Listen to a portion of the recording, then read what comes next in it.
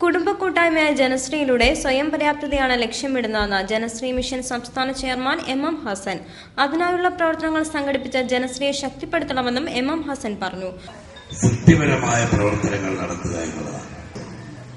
ഇത് വാസ്തവത്തിൽ ഒരു കുടുംബ കൂട്ടായ്മയാണ്.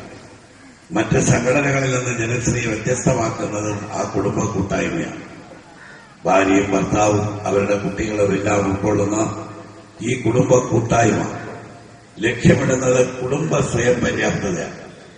ഓരോ കുടുംബത്തിന്റെയും ഭദ്രത ലക്ഷ്യമാക്കി നമുക്ക് തൊഴിലും വരുമാനവും കൃഷിയും ആഹാരവും അവരുടെ ആരോഗ്യ സംരക്ഷണവും കുട്ടികളുടെ ഭാവിയും അതിനായുള്ള വിദ്യാഭ്യാസവും അതുപോലെ തന്നെ സ്ത്രീ പുരുഷ സമത്വവും ഇതെല്ലാം യാഥാർത്ഥ്യമാക്കുക എന്നുള്ളതാണ് ജനശ്രീ മിഷന്റെ പ്രധാനപ്പെട്ട ലക്ഷ്യം. ജനശ്രീ കൊറ്റംകുളങ്ങര മണ്ഡലസഭാ ഓഫീസ് ഉദ്ഘാടനം ചെയ്ത് സംസാരിക്കുകയായിരുന്നു അദ്ദേഹം. കളരിക്കലിൽ നടന്ന ചടങ്ങിൽ Janashree block union chairman K Venugopalan അധ്യക്ഷത വഹിച്ചു.